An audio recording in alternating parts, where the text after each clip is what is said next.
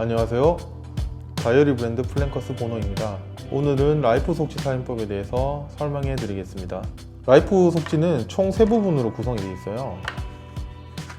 먼저 목표 설정을 하기 전에 자기 자신을 돌아볼 수 있게 작년에 내가 한 해를 어떻게 보냈는지에 대한 부분과, 그리고 나 자신이 어떤 사람인지를 물어보는 갖고 싶은 것, 하고 싶은 것, 되고 싶은 것에 대한 자기 스스로 질문하고 대답을 할 수 있는 양식, 그리고 목표를 설정할 수 있는 만다라트 플랜부터 장기 목표 세우기, 단기 목표 세우기에 대한 부분, 그리고 마지막으로 그것을 스케줄링 할 수 있는 부분으로 해서 총 3부분이 구성되어 있습니다.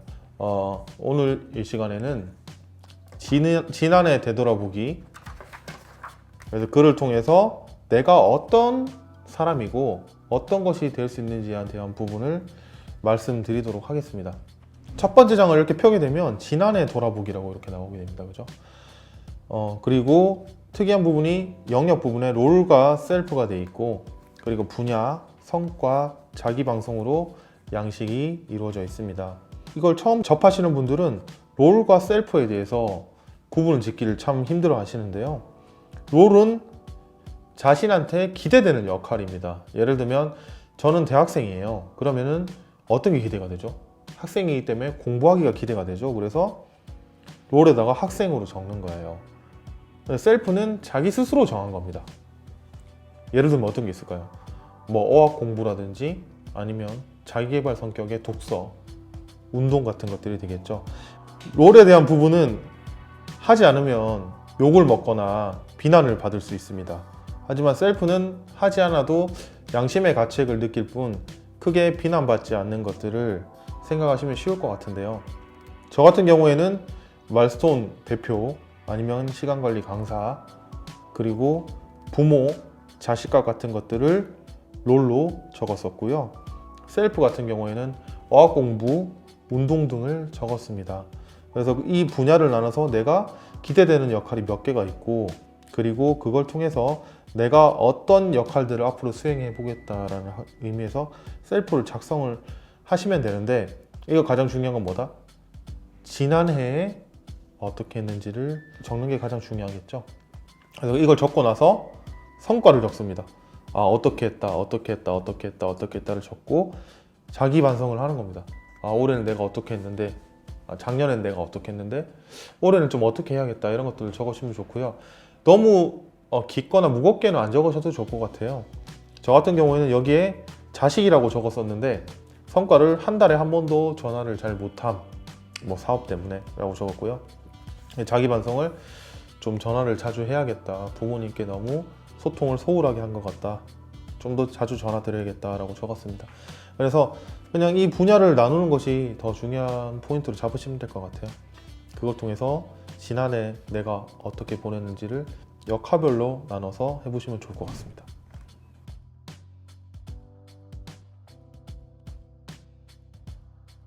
다 작성하셨으면 이제 목표 다이어그램으로 넘어가 볼게요. 자기 자신을 알아야 목표도 세울 수 있습니다. 단순히 목표를 물어보면 그 질문의 범위가 너무 넓어서 대답을 할 수 없죠.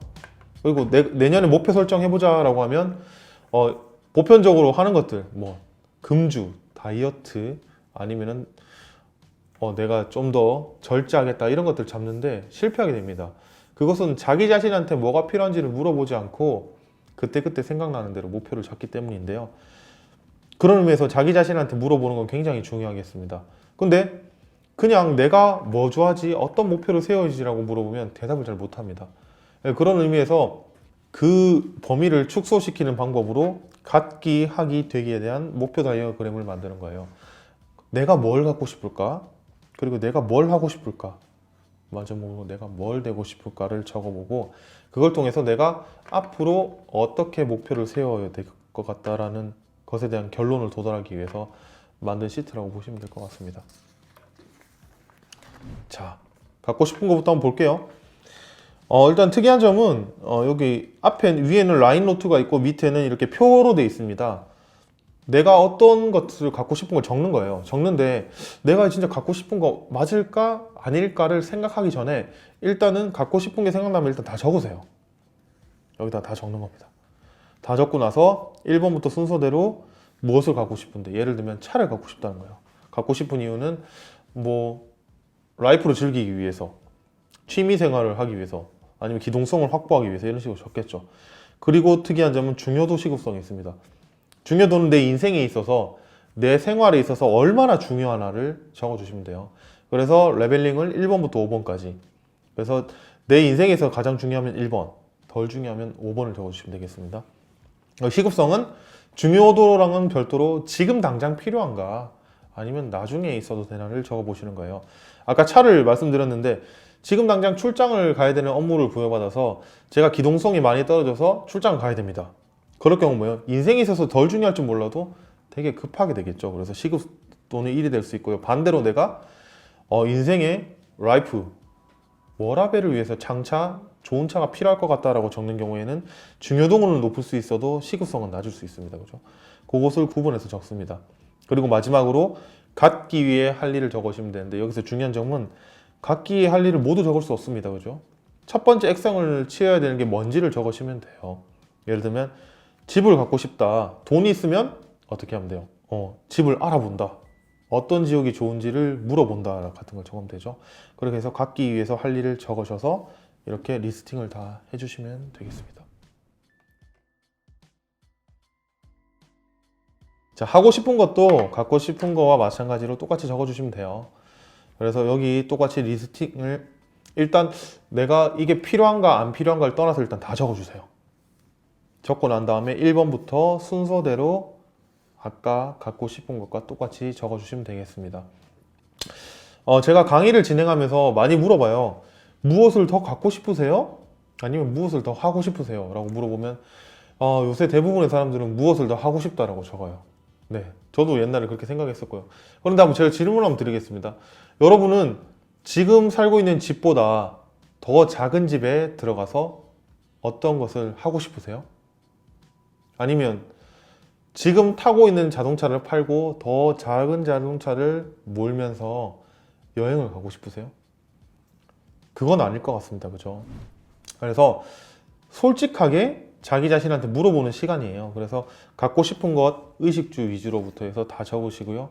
그 다음에 그것이 충족될 경우, 아니면 충족시키기 위해서 해야 될 것들을 여기다가 적어주시면 좋을 것 같습니다. 작게는 진짜 하고 싶은, 지금 당장 하고 싶은 것들을 적으시면 되고요. 취미적인 부분, 그리고 나아가서는 큰 일을 할 수 있는 부분들을 다 적어줄 수 있으면 제일 좋을 것 같습니다. 저는 적었던 것 중에 하나 기억나는 게, 옛날에 2017년도에 강의하기가 있었어요. 하고 싶은 이유, 그냥 강의하는 게 나눔을 할 수 있고 언러닝 하는 기준이라서 좋아서 적었습니다. 근데 중요하긴 한데 급하지는 않았지만 되게 하고 싶었어요. 그래서 하기 위해서 할 일, 제가 강사는 아니었잖아요. 그래서 모임을 만들어서 강의를 해본다 했습니다. 그래서 지금 말손의 전신인 마이다스티라는 모임을 통해서 강의를 했던 기억이 나네요.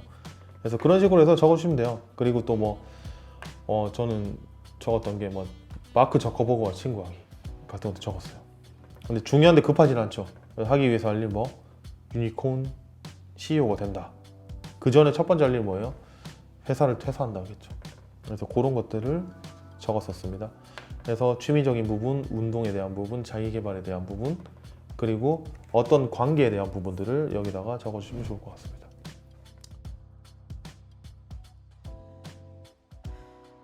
마지막 되고 싶은 거예요. 되고 싶은 것도 이렇게 적어주시면 되는데, 특이한 점은 여기에 앞쪽에 롤모델과 역할이 이렇게 구분되어 있습니다. 그죠? 롤모델과 역할의 차이점은 뭐냐면요, 제가 유재석을 담고 싶은 거예요. 근데 유재석을 담는데도 그 MC 진행하는 능력을 담고 싶을 수도 있고, 아니면은 자상한 모습, 솔직한 모습, 자기개발, 끈기에 대한 부분을 담고 싶을 수도 있어요. 내가 뭘 담고 싶은지에 대한 정의를 하는 것은 굉장히 중요한 요소라고 판단됩니다. 그래서 내가 유재석이 롤모델이다 하고 적으면 유재석을 적고 어떤 역할이 담고 싶은지를 적어주시는 거예요. 예를 들면 MC다. MC 어떤 거 담고 싶다? 부드러운 카리스마를 담고 싶다. 똑같이 중요도 시급성 되기 위해서 할 일을 적어주시면 되겠습니다. 그런 식으로 해서 다 적으시면 되고요. 롤모델의 중요성은 아무리 강조해도 지나치지 않을 것 같아요. 김연아 선수, 우리 피겨스케이팅 하는 김연아 선수의 롤모델이 누구죠? 미셸 칸이죠. 그냥 앞만 보고 달리는 거와 이 목적지를 향해서 어떤 모델을 보고 달리는 거에 대한 성과는 굉장히 큰 차이를 나타낼 수밖에 없습니다. 왜냐하면 그 사람과 나를 비교해보고 안 되는 부분을 더 잘 되기 위해서 노력을 하게 된다는 의미인데요. 그런 의미에서 나에게 어떤 역할만 부여되고 있다면 그 분야의 롤모델을 찾는 것 또한 제가 목표 설정을 하는 과정의 일부라고 생각을 합니다. 그래서 역할을 적고 롤모델을 꼭 찾아서 적어보세요.